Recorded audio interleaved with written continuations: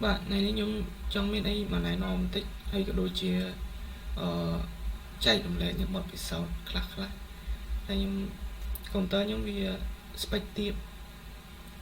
chẳng vì riêng đào như sẽ thấy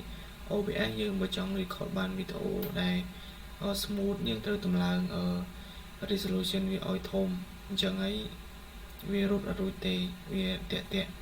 chẳng là mấy dương ai sẽ vì đã record tới mưa ban smooth lõ dương sẽ vô mà là mồm tới video dương ai mưa ban trong HD nâng ban của dương trong record 4K vì ở cả tới xa tại công tơ dương vì spec tiệm chẳng nhưng miền setting là khác trong ấy nó lấy cho từ mưa ở khi tới thay nhưng cũng nó setting bạn mìnhสำหรับการ record ในក្នុងកុំព្យូទ័រខ្ញុំឥឡូវចូល setting នោះកន្លែងនេះនៅខាងក្រោម record ពី3នេះចូលមកដល់ setting មកយើងចូលពាក្យថានេះ output នេះយើងមកសេរីនៅកន្លែង output ហ្នឹងដោយដំបូងយើងនៅលើគេនេះយើងឃើញពាក្យថា output mode ហ្នឹងយើងសេរីដាក់ add បានមកអានេះដោយសារខ្ញុំកំពុង record អញ្ចឹងខ្ញុំសេរី add បាននេះបើខ្ញុំកំពុង record យក OBS នឹងមក record មកចឹងហើយសេរីបានទេចឹងអ្វីដែលបងប្អូនត្រូវធ្វើគាត់កំណត់តាមហ្នឹងទៅបើសិនជាយើងពេលយើងកំណត់យើងមិនទាន់ record ហ្នឹងវាអាចនឹងចេញមានជំរឿយើងជួយឡើងនេះមកទៅវាមានជំរឿយើងរើសហើយយើងរើសយកឲ្យបានទៅហ្នឹងរើសតាមខ្ញុំចឹងទៅអាហ្នឹងអាចថាវាជួយបានឲ្យយើង record smooth ទៅចំពោះកុំព្យូទ័រយើងដែលមាន spec ទៀតតែបើសិនជាកុំព្យូទ័របងប្អូនមាន spec ខ្ពស់ហើយវាអាចរ៉ានបានកម្មវិធីធំអាហ្នឹងយើងបាច់ខ្វល់យើងសេរីរឲ្យវីដេអូយើងច្បាស់ល្អ quality ល្អទៅបានតែនេះខ្ញុំនិយាយសម្រាប់កុំព្យូទ័រដែលទៀតសេរីចាស់អីចឹងហើយតែចង់បានមកប្រើមក record វីដេអូដែលគួរសមអាចមើលបានអាហ្នឹងយើងអាចធ្វើតាមខ្ញុំបានដល់ពេលយើងសេរី output mode ហើយដាក់ឲ្យបានហ្នឹងមកយើងចូលមកកន្លែង stream ចំពោះកន្លែង stream នេះយើងឃើញបែបយ៉ាងចេះតែយើងអាហ្នឹង stream ហ្នឹងមានន័យថាយើងកំណត់លើ3នេះហើយអញ្ចឹងជាដំបូងយើងត្រូវកំណត់កន្លែង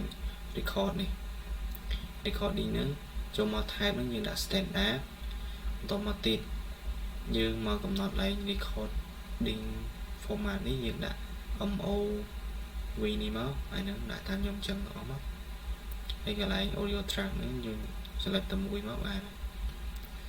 តមកយើងមានកន្លែង audio នេះយើងត្រូវយកកន្លែង audio ហ្នឹងយើងយកកន្លែងនេះ160ទាំងអស់ចឹង160ទាំងអស់កន្លែងនេះហើយកន្លែងនេះតាមត្រូវដាក់160ដែរមកដោយសារខ្ញុំអត់ទាន់បានសេរីតមកហើយមកកន្លែង stream នេះគឺយើងអាចសេរីមានកន្លែង class សេរីដែរគឺយើងត្រូវសេរីកន្លែង encoder នេះគុណ264នេះមកតមកយើងមាន rate control យើងសេរីយកជ្រើសរើសពាក្យថា CBR ហើយកន្លែង refresh យើងយក4500មកតែបើសិនជាកុំព្យូទ័រដើរយឺតមែនទេយើងអាចយកទីបជានឹងទៅត្រឹម2500ឬក៏3500អញ្ចឹងមកហើយចូលមកដល់កន្លែង CPU use presets higher and equalize CPU ហ្នឹងអាហ្នឹងយើងយក super fast មកហើយ profile យក high ហើយ tune យក zero latency ប៉ុណ្ណឹងមកហើយប៉ុណ្ណឹងដូចជាអស់ហើយដល់ពេលយើងយកហើយយើងអាចមកចុច apply ចុច apply នេះចុច apply មកបានហើយយើងទៅសេរីកន្លែងវីដេអូចូលមកដល់កន្លែងវីដេអូនេះយើងអាចសេរីយកយើងយក1920គុណ18មកយកទាំងពីរហ្នឹងអាហ្នឹងចំពោះយើង record ទៅយើងបានវីដេអូ HD ហើយទៅប្រកាសថាកន្លែងនេះគឺយក16ហើយនឹង9ព្រោះនេះជាframe ដែលយើងអាចប្រើបានទូទៅមិនថាយើងចង់ post នៅ Facebook ឬក៏ post នៅ YouTube ទេពិសេសគឺ YouTube ហ្នឹងមកគឺទំហំនេះវាត្រូវជាមួយ YouTube បើយើងយកទំហំផ្សេងវាអាចថាវីដេអូយើងថតមកវាបានប្រឈរអញ្ចឹងវាអត់សូវត្រូវមួយ YouTube ហើយនៅមានទៀតយើងកន្លែង downscale filter នេះយើងរើស31 simpler នេះមកសំផលហ្នឹងមកគឺយើងយក lenso ហើយដល់កន្លែងនេះយើងត្រូវរើសថា comment fps value ហើយយក60 frame ណាប៉ុណ្ណឹង